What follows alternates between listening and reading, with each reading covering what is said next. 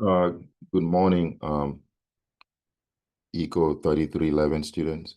We're done with chapters 4 with the 2 video recordings of chapter 4 because it's a fairly long chapter. So we're beginning on chapter 5, which is still a chapter on interest rate. Chapter 5, we're going to be using the demand and supply to try to understand how markets, especially markets for bond, operate. Okay, right? Look at what drive the demand for bonds, drive the supply of bonds, and we're going to talk about the equilibrium interest rate and equilibrium price of bonds, how those changes in demand factors and supply factors in the bond market will drive equilibrium bond price and equilibrium interest rate. So I'm going to share my screen. They will talk about it on the other side. And I'm going to record this lecture in 2 segments. I try to avoid having a very long recording because it gets extremely boring to watch the whole long. So I'm going to record chapter 5 in 2 segments. This part, the first segment here, I'm just going to use about 45 minutes. And then the second part is going to be about an hour, 20 minutes. That will be good enough to cover all the material for chapter 5. Remember your exam next week on Monday is going to cover chapters 1, 2, 3, 4, 5, and chapter 19. So make sure you start studying for those chapters. I'm going to give the review sheet for the exam and some practice questions this Friday. The first midterm exam was supposed to be this Friday, but I thought it was too close. That's why I extended it so that I can give you guys a little bit of study time over the weekend so you get ready for that exam. So anyway, chapter 4 was a chapter on about the meaning of interest rates. So we used that to understand 4 credit market instruments, concept of present value, future value, the price of assets. So we talked about in terms of simple loan. We understand how to compute the present value and future value on a simple loan. We talked about a fixed payment loan, which is a fully amortized loan, which is like things like mortgages, student loans, car loans. Those are all regarded as what? Fixed payment loans. Then we also talked about coupon bonds, and we talked about discount bonds. So this chapter 5, we're going to extend our understanding of the bond market by looking at it from the what? Supply and demand perspective. So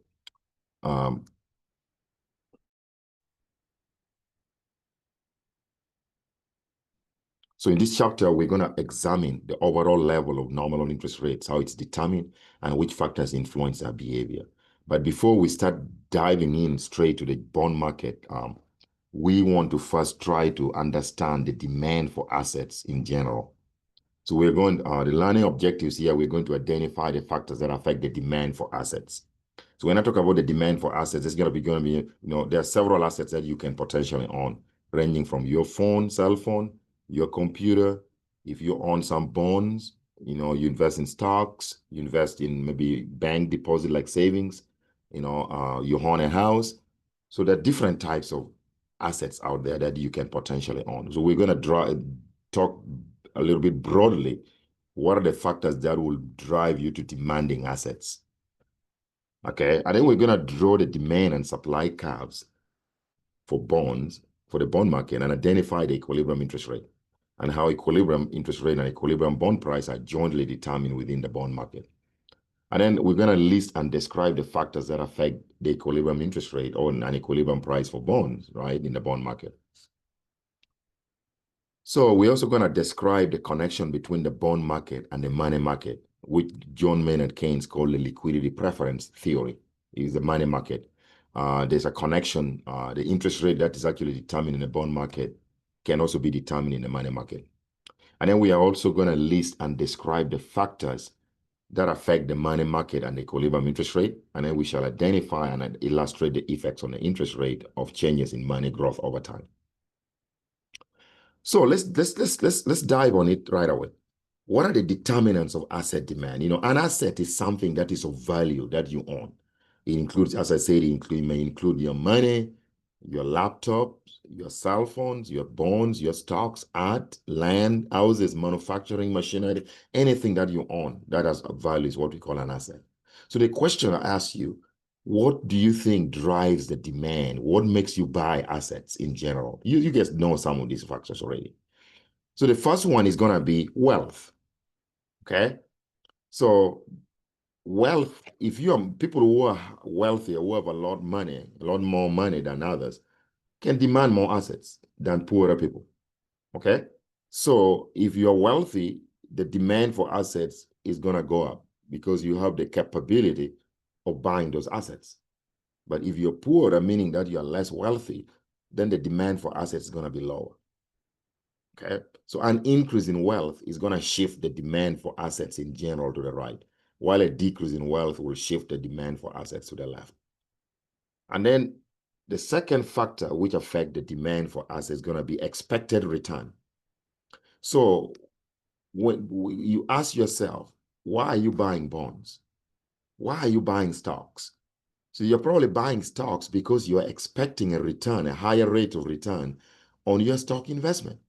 But if anytime you're buying stocks, you must first compare the expected return on stocks relative to the expected return on all other assets.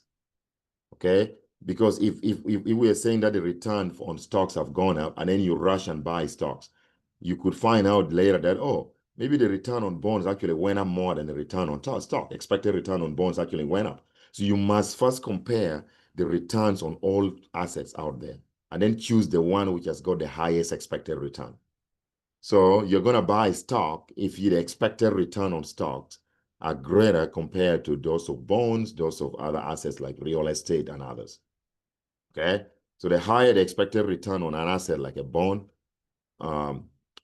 relative to other assets, the higher is the demand. And the lower is the expected return on an asset compared to any other assets, the lower is the demand. Okay? So it's a positive relationship. And then the other thing that we talked about is going to be the risk factor. Typically, when you go to the marketplace, especially the financial market like bond stocks, investors are typically risk averse. That means they hate risk.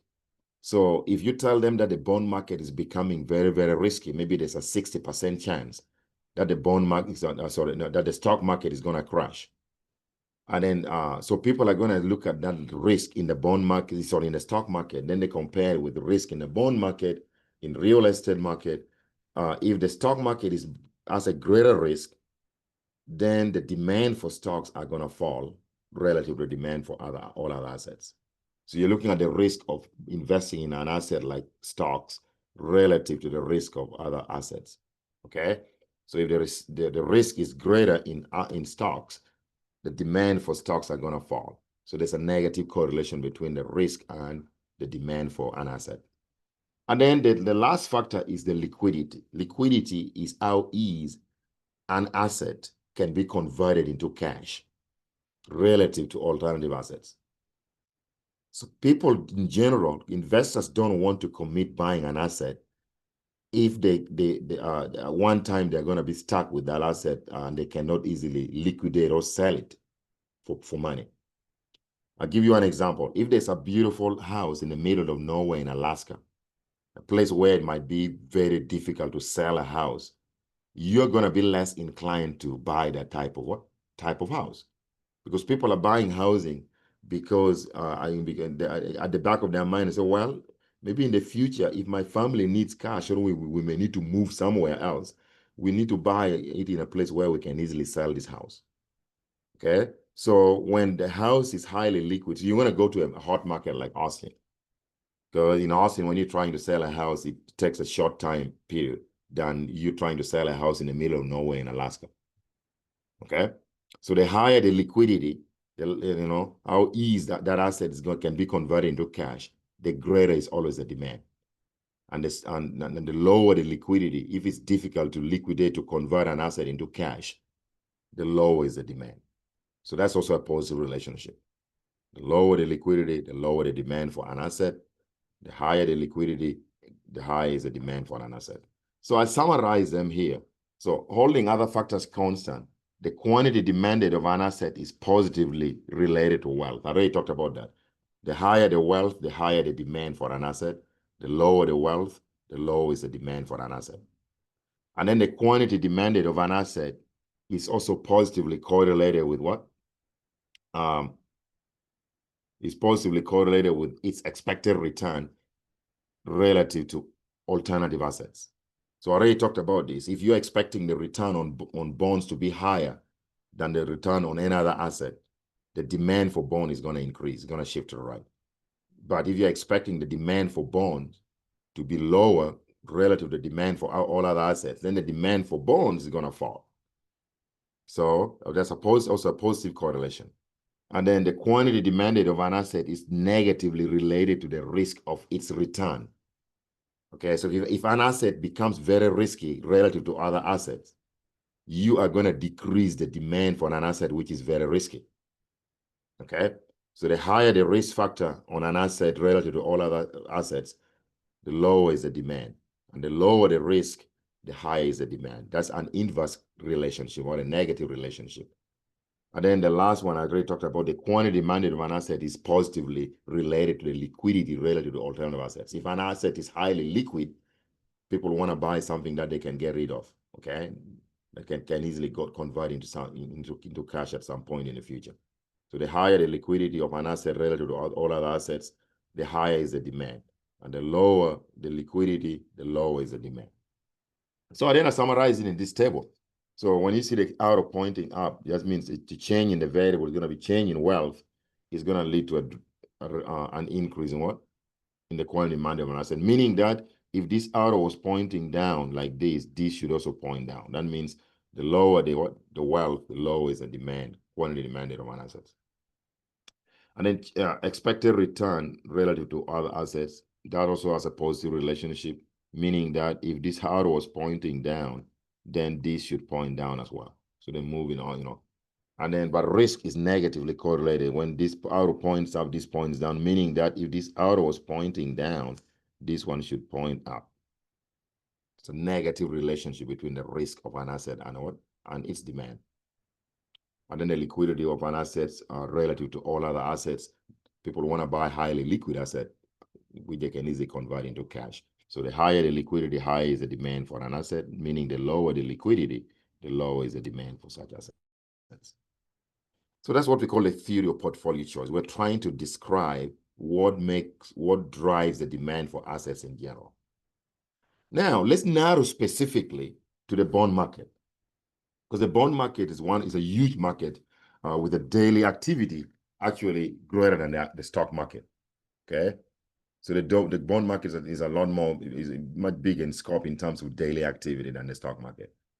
So, so when we talk about the bond market, from your principles of micro and principles of macro, your introductory economics classes, you talked about different markets.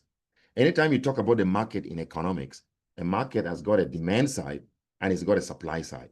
So if you're trying to understand the market for bonds, you need to understand both the demand side, what drives the demand for bonds, and what drives the supply of bonds, and put everything in equilibrium context. Otherwise, if you only study one side of the market, you only study the demand side, that is not good enough to understanding what is the dynamics within the bond market. You need to understand both sides of the market.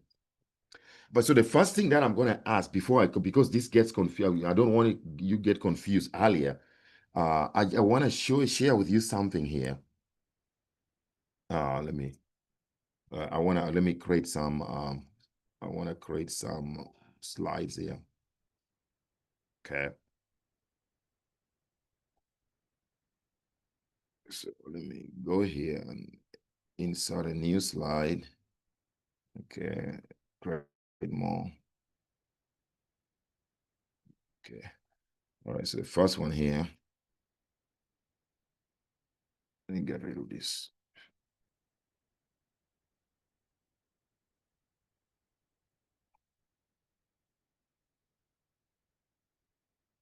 Because sometimes it gets confusing. People talk about who buys bonds and who sells bonds.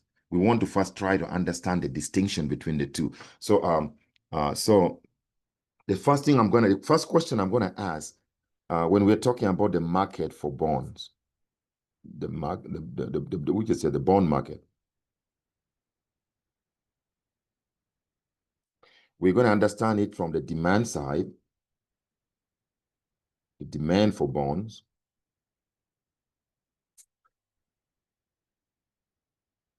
and the supply of bonds.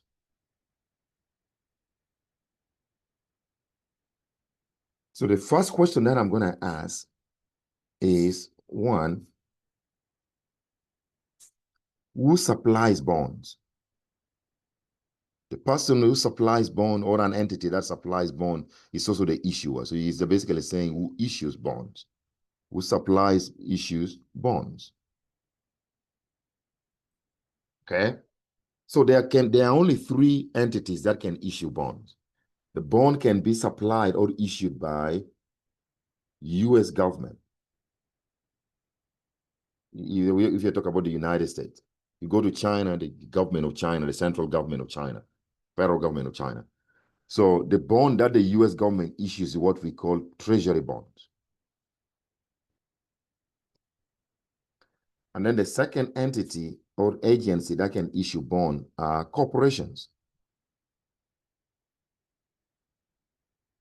And the bond that a corporation issues what we call corporate bonds.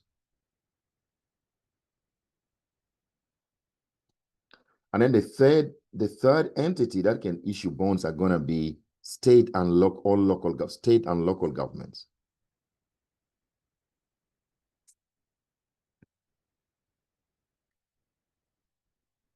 So when I talk about state and local government, I mean the state itself, like the state of Texas, and all other lower local governments like city government, county level government, municipalities. Okay, so whether it's a county government or a municipality or a city government or a state government, the bonds that they can issue is what we call municipal bonds. Okay, now we are not done yet. So when these entities are issuing, they're supplying bonds, all of them, when they issue or supply bond, the supply of bond represent what? Borrowing money.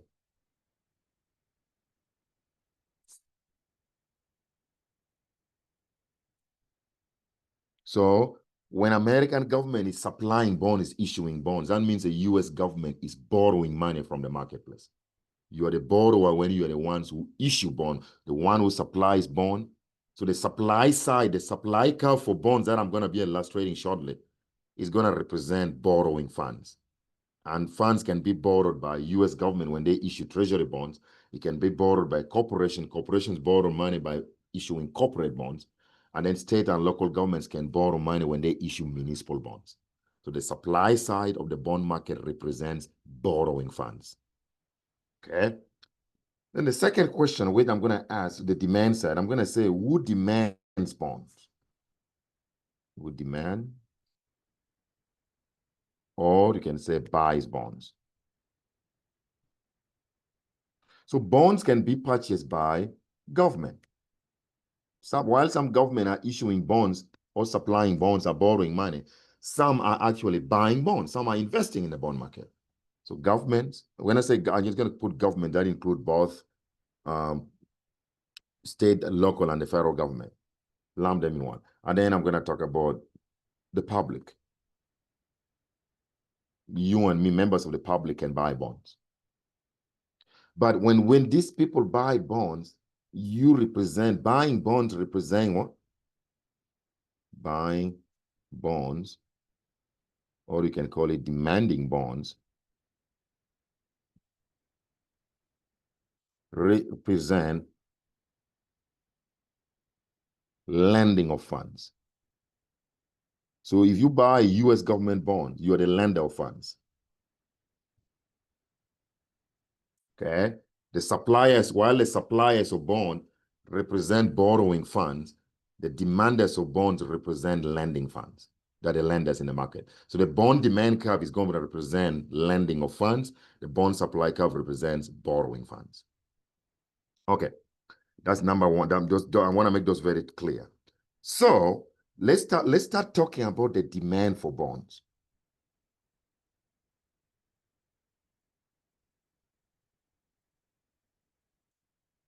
When we talked about the demand for bonds, especially discount bond and even coupon bonds, there are three things that we want to represent on a supply and demand, on a demand and supply curve. Okay? We want to represent the price of the bond, P of bonds. We want to represent the interest rate on bond. Interest rate, I, on bonds. And then we also want to represent the quantity of bonds demanded, quantity of bonds, which we can represent it at B. Okay? So when we draw supply and demand on a two-dimensional space, when you draw a two-dimensional space, X and Y axis, you can only represent two variables on the what? On the X and Y axis. But here we have three variables. We want to represent price P, we want to present interest rate I, we want to present what? The bond quantity. How do we do that? That means if you could draw a three-dimensional space, 3D diagram represent all those three variables on each axis of the three-dimensional, but we don't need that. Okay? Because bond price P and bond interest rate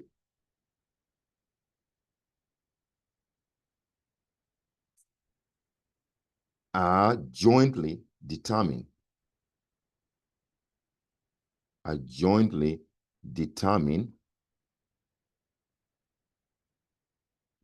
but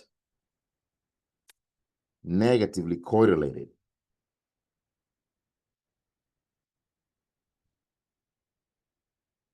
We can represent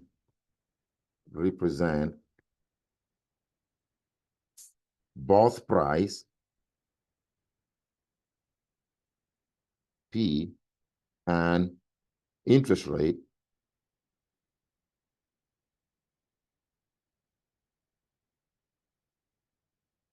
on one axis. Okay, so we don't, because since the bond price and bond interest rate are jointly determined, we can represent both of those both of them on one axis. Okay, and that's exactly what we're going to be doing. Okay, so what do I mean when I say that the bond price and bond interest rate are jointly determined? Remember in chapter 4, the chapter that we did 1 or 2 days ago, if you're talking about any bond like discount bond or coupon bonds, like let's say discount bond. The formula for discount bond, for example, discount bond, interest rate or the yield to maturity of a bond or a discount bond, you take the face value minus the price divided by price. This is one of way of saying that the bond interest rate and bond price are jointly determined. Because if they given a face value, all bonds have face values, and I know the bond price, I'm gonna know, I will know the interest rate immediately. So they're jointly determined. Once I know the interest rate, I know the face value, I can solve for the price. So once you know the price of a bond, you know the interest rate. That's why they're jointly determined. So we can represent them on one axis. Okay, so now the tricky part is reading it, and I want to be very clear. I don't want to lose anybody. So when we draw the demand for bonds here, bear with me. The demand for bonds. Continue. We are going to, on the vertical axis, we are going to represent this bond price, P, and bond interest rate are going to be represented on one axis, I. And then quantity of bonds demanded is going to go on this axis. So the demand curve for bond is downward sloping. We can call this BD. So here's the trick. You guys know the law of demand. You learned this from your baby economics class. Anytime we put price and quantity on axis, the demand curve is downward sloping. The demand curve has a negative slope because of the law of demand. So the law of demand says that when the bond price is low, P1, There's first of all, there's an interest rate that corresponds to this price P1. We can call it I1 because bond price and interest rate are jointly determined, but they're inversely related. So when you say at lower prices, lower bond prices, it means the interest rate is high.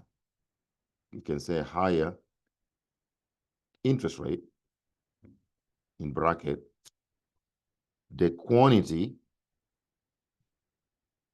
of bonds demanded is higher, and vice versa. Okay, so when the price is low, from a low of demand, you're going to draw a line across. You hit the demand curve at this point, then you read the quantity down here. So the quantity is high at B1. But when the price goes up, let's say to P2, there's also going to be a corresponding interest rate. So when price increases, it means this interest rate is falling. So in other words, because interest rate and bond price are jointly determined, but they are negatively correlated. That's why I wrote in bracket at lower price, lower bond price, that means higher bond interest rate. So with this price, so if you were to put a number, this interest rate down here could be 33%. But this interest rate up here could be only 5%. We're reading interest rate in opposite direction. And then this price down here could only be 700. And then this price up here could be 950. See that? So price, we're reading it the normal way. When price goes up, we just read from 700 to 950 because we're going up the curve. But when we're going up this axis, the bond interest rate is actually falling. So this interest rate, this I2 that corresponds to this P2 is higher than I1. So in other words, I2, even though it's up here, is less than what? I1. But of course, P2 is greater than P1. That's what it is. So the law of demand says that holding other factors constant, what we call ceteris paribus, at lower prices, bond prices, or higher interest rate, bond interest rate, the quantity of bonds demanded is higher. And why would people demand more bonds if interest rates are high? Because remember, we just said that the person who is demanding bonds is a lender of funds, is an investor. You want to invest more money, you want to buy more bonds when the government promises to pay you higher interest rate. So this price of bond down here, and also when the bond price is low, it's cheaper. It's cheaper for you to buy a lot of bonds. So the lower the price or the higher the interest rate, the quantity of bonds demanded is going to be higher. And then when the price so the higher the bond price or lower the bond interest rate, the quantity of bond demanded is going to be lower. So if you draw a line from price P2, you're going to hit the demand curve here. So that means the quantity of bonds demanded is going to be lower. See that? So at higher bond price, meaning lower interest rate, the quantity of bonds demanded is lower. But at lower bond price or higher bond interest rate, the quantity demanded of bonds is higher. That's the law of demand. And then let's talk about what about supply?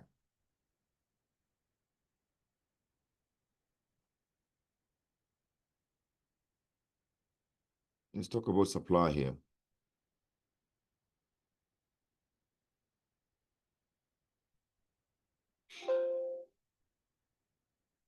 Talk about the because okay, let's represent the supply side of the market and see how this goes.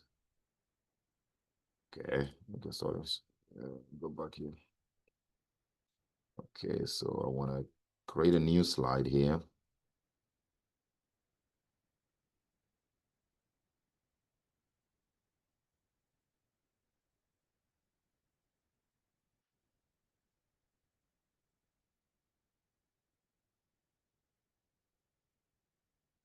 Okay. So the supply of bonds, we could just say the supply curve for bonds.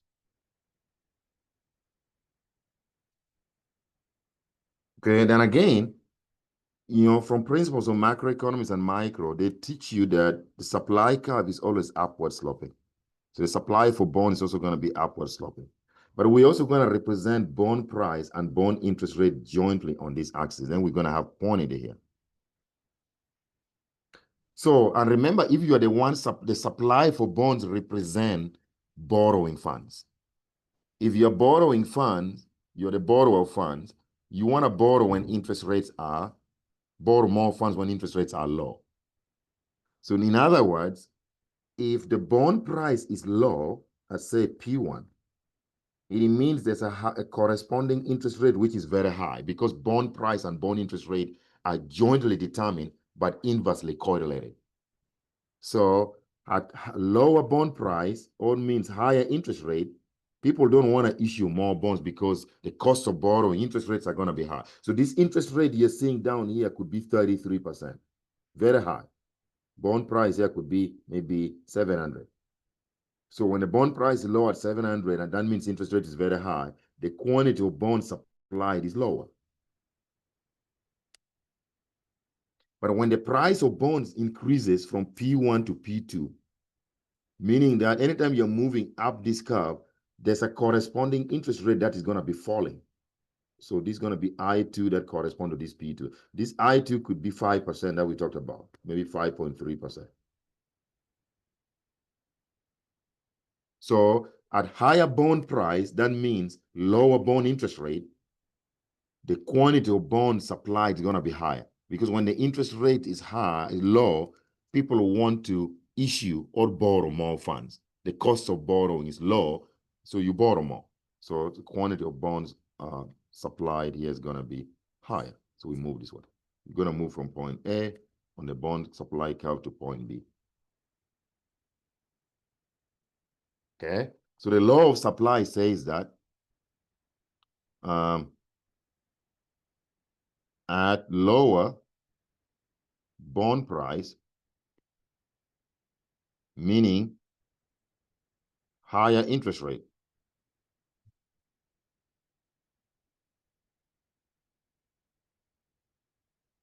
ceteris paribus. Ceteris paribus is a Latin word which stands for holding other factors constant. The quantity of bonds supplied is lower. And vice versa. Vice versa means at higher bond prices, a higher bond price, meaning lower bond interest rate, holding other factors constant or ceteris paribus, the quantity of bonds supplied would be higher. See, when the bond at higher bond price means lower interest rate, the quantity of bonds supplied is going to be higher. That's the vice versa portion of the statement. Okay, so now let's get to work here. So I talked about the law of demand and law of supply here.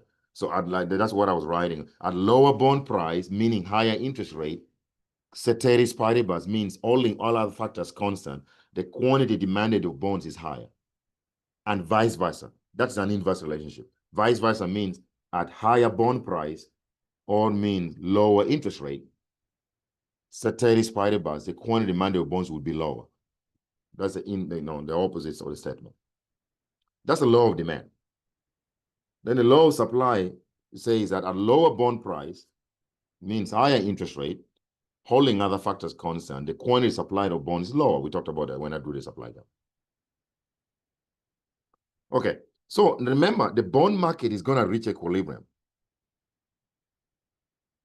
Okay, so if I put price here and I put interest rate here, the demand slopes downward. We didn't name it. Then the supply side, we want bond supply. So there's going to be an equilibrium. Okay, so let's understand it on the second page. Okay, so and by the way, this is not just I want to write something here. Open a slide. Need more. No, I don't want to reduce that. What happened here?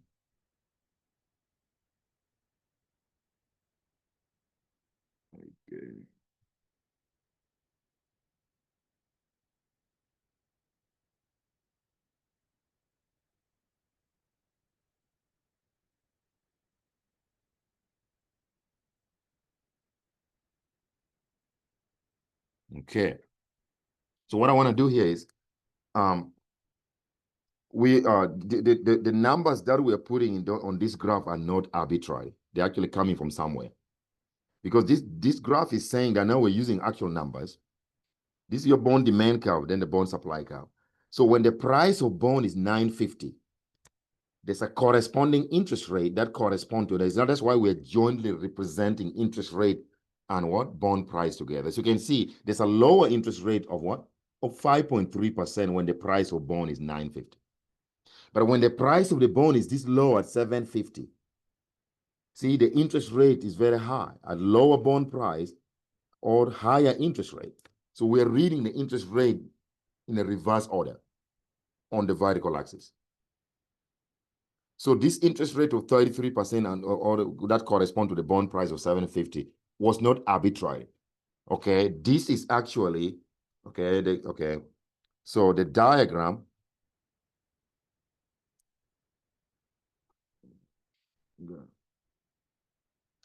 let's say the diagram on the next page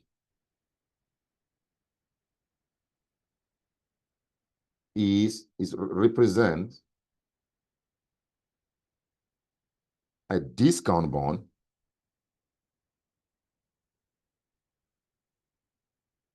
with a face value of $1,000. Okay, so in chapter 4, which we wrapped up about a day or two ago, we say that what the formula for a discount bond is that the yield on a discount bond, you take face value of the discount bond minus the discount bond price divided by the price.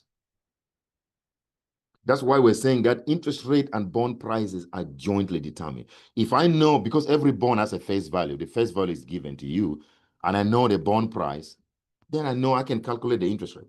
If I know the interest rate given the bond face value, then I can calculate the price. Okay, so when you go to the next diagram, when we say the price of the bond is 950, see? So when if P, so we know this bond, we have been told that the face value is $1,000. But if price is 950, we can solve for this interest rate. So interest rate is going to be equals to, you put this first value is $1,000 minus price is $950 divided by price, which is $950. So this is going to be equals to 1,000 minus 950 is $50 on top divided by $950. If you do the math, this is going to be 5.3%. It's 0.053, which is 5.3%. So this number that you're seeing here, that when the price of bond is 950, there's a corresponding interest rate of 5.3% because we use the discount bond formula to figure out what that interest rate would be. Okay, because the interest rate is very low up here and the bond price is very high, since the bond, when something is expensive from a law of demand, you buy less of it. The higher the price, meaning what? The lower the interest rate. Investors don't want to invest in bond. First of all, it's expensive, and second, and most of all, it pays a lower interest rate. Because remember, the demand side of the bond market represents lending funds. I don't want to lend funds to government. I don't want to buy U.S. government. I don't want to demand U.S. government bonds if the interest rate on those bonds are very low. So the quantity demanded of bonds when interest rates are low, meaning bond price is high. So if I draw this dashed line, you're going to hit the demand curve at point A, meaning that the quantity demanded of this bond would be 100 billion. These numbers in billions of dollars down here. Okay, so $100 billion worth of these bonds will be demanded when the price is what? 950 and the interest rate is 5.3%. We're not going to buy a lot of it because it's expensive and it doesn't pay a lot in interest. because demanding bonds means lending funds. You want to lend more funds or buy more bonds if the interest rates were high. And we're going to talk about that shortly. But at the same price, 950, if you are, an interest rate is low at 5.3%, if you are the one borrowing money, you want to borrow funds at a low interest rate. So because the supply curve represents borrowing funds, the person who issues bond is the borrower. When the bond interest rate is low or bond price is very high, the quantity supplied or the amount of bonds that will be issued will be high. People want to borrow more money. So $500 billion of bonds will be supplied. So because this is not a market equilibrium, you can see that at a price of 950 or interest rate of 5.3, the quantity of bonds demanded is less than the quantity of bonds supplied. So this gap here is what we call excess supply of bonds, or what we call a surplus. And the size of that surplus can be read down here, because quantity supplied is $500 billion, but quantity demanded is 100 billion. So the difference of 500 and 100 is going to be $400 billion surplus. Okay, now let's continue. What if the price of the bond falls from 950 to 900? And again, I told you already, this is a what? This is a discount bond. So the formula for the discount bond is I equals to F minus P over P. We have been told already that this bond has got a face value of $1,000. Okay, so if the price drops to 900 bucks, what would be the interest rate that corresponds to that price? You determine it here. The bond is $1,000 face value minus the price has now dropped to 900. It's no longer 950 divided by 900. So if you do the math right here, you're going to get interest rate equal 1,000 minus 900 is 100 on top, divided by 900. This is going to be equal to 0.111 or 11.1%. Okay, so that is the interest rate. Okay, so it's not just we just didn't make up the number. That interest rate is coming from the formula for the discount bond, because the bond interest rate and bond price are jointly determined. Okay, so that means when the price is 900, we have established that the interest rate is going to be 11.1%. If I draw a line across, see, when the price of bond falls from 950 to 900, meaning that the interest rate on the bond has risen from 5.3 to 11.1%, it becomes relatively more attractive for investors to buy these bonds. So the quantity demanded is gonna go up. We're gonna move from point A to point B. So the point B, you can read the quantity down here. So $200 billion of bonds will be demanded at that price or at that interest rate. But at that price, the quantity supplied of this bond, you continue with this, draw a line across, you hit the supply curve at point H, the quantity supplied is going to be $400 billion. Because when you're supplying bonds, okay, if the interest rate goes up, you don't want to issue more bonds because borrowing becomes expensive. The supply curve represents borrowing funds. So you're going to move from point I to point H, meaning that the quantity supplied of bonds is going to fall from 500 to 400 billion, while quantity demand is going to rise from 100 to 200 billion. So the size of the surplus here is going to shrink to what? From 400 billion to 200 billion, because 400 minus 200 is 200 billion. And if the bond price continues to fall, let's say the price now is 850. If the bond price falls, okay, if the bond price falls now you can see that falls to like 850, from 900 to 850. Again, you use this is a discount bond, the formula for us to figure out that interest rate, which is what? 17.6%. We use the formula I equals to F minus P over P. The bond, we have been told that this bond has a face value of what? $1,000 minus now 850. So I equals to 1,000 minus 850 divided by 850. If you do the math here, this is going to be 150 on top divided by 850 at the bottom. So the interest rate, that interest rate is going to be 0.176, which is the same thing as 17.6%.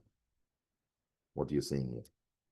Now, once the price has fallen to P star 850, that becomes an equilibrium because now the quantity of bond demanded and the quantity of bond supplied, when supply and demand intersect at point C, that is an equilibrium point. So that is equilibrium price, and this is going to be equilibrium quantity. So anytime supply equals to demand, we no longer call it quantity demanded or quantity supplied. We just call it equilibrium quantity. The market has reached equilibrium.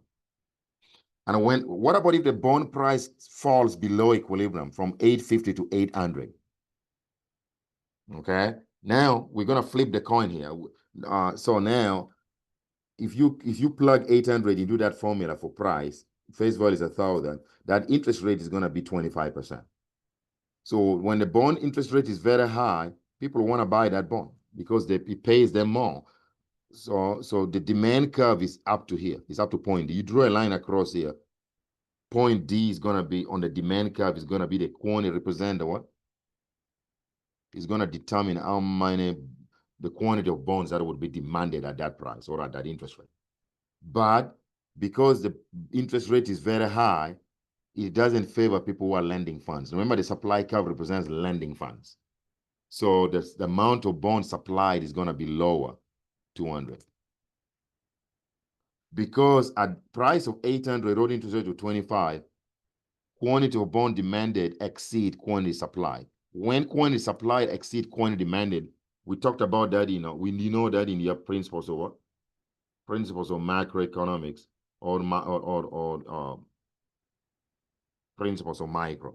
When quantity demanded exceed quantity supplied, that's what we call a shortage or excess demand. So the gap here is what we're calling excess demand, and that excess demand of $200 billion, because 400 minus 200, you read it down here. Okay, and if the bond price continues to slide to now 750, you see the size of the bond of that shortage or excess demand is gonna even increase because the gap FE is much bigger than the gap GD. Okay, so when the bond price becomes really low, that means interest rate is really high. People who want to invest in bonds love that because they're going to get paid a higher interest rate. Remember, investors are the lenders of funds. So investors are the lenders of funds. They're going to demand more bonds at point E. They're going to demand up to 500. People want to buy bonds when the interest rate is high. But people want to supply bonds. Suppliers of bonds are the borrowers of funds. You want to borrow less when interest rates are very high because the cost of borrowing is high. The supply curve for bonds, again, represent what? Borrowing funds. So that's why we're going to borrow only $100 billion. So there's going to be a shortage or an excess demand equals to what? $400 billion. So that's how the bond market. So now you've understood that we have represented three variables, even though on a two-dimensional space. On the vertical axis, we are jointly representing interest rate on a bond and the price on a bond because they are jointly but inversely correlated. Okay. Now we can talk about market equilibrium. When the bond market is in equilibrium, it means bond demand, quantity demand equals to quantity supply. Okay. That's what we call market clearing price, which is point C. If the market is not in equilibrium, let's say any price which is above equilibrium, such as 900 or 950, results into a surplus of bonds in the marketplace. And we teach you in principles of microeconomics that anytime you have a surplus of goods in the marketplace, price tend to fall. Think about if you're the supplier of a good, and let's say you have supplied 400 of it, but people only want to buy 300. Then you're stuck with 100. That's what we call a surplus or excess supply. That happens when the market price rises above the equilibrium price. Anytime the market price is above equilibrium price, the market forces of demand and supply will act as if to push that price back to equilibrium. So anytime there's a surplus of bond, the bond price is going to fall back towards equilibrium. See this red arrow that I drew, which is pointing downwards. It's telling you that anytime the price is above equilibrium, that results into a surplus or excess supply of bonds. There's going to be a tendency of the bond price to fall. Okay? Let's assume you're at point A. on the demand curve when the price is 950. When the price starts to fall, meaning that the bond interest rate is rising, then we are going to move along the demand curve this way. You continue moving until when we go back here. And then at the price of 950, you're on this point on the supply curve. When price starts to fall, meaning interest rates start to rise, the quantity of bonds supplied is going to fall, meaning that you move down the supply curve. And we're going to continue moving until when we reestablish equilibrium at point C. Conversely, if any price which is below equilibrium, such as 750, which results into an excess demand or a shortage, is going to force the market price to go up. So that's what I described in the next slide. Anytime the bond demand exceeds bond supply, that is mean excess demand, the bond price will rise back to equilibrium, meaning that interest rate will fall. But anytime demand is less than supply, that is an excess supply. That price above equilibrium, the price is going to fall and bond interest rate will rise until when we reestablish equilibrium. Okay. So I'm going to end here for now. When I'm going to record the next lecture, we're going to start talking about how do we shift the bond demand curve, shifting the bond demand curve to the right or to the left. We're going to discuss the factors that are responsible for shifting the bond demand curve. And then I will introduce supply and talk about factors that shift the bond supply curve left or right. And then we're going to put them in equilibrium context. So when we could say, if the size of wealth goes up, we know it shifts the bond demand curve to the right. What happens to equilibrium bond price and equilibrium quantity of bonds?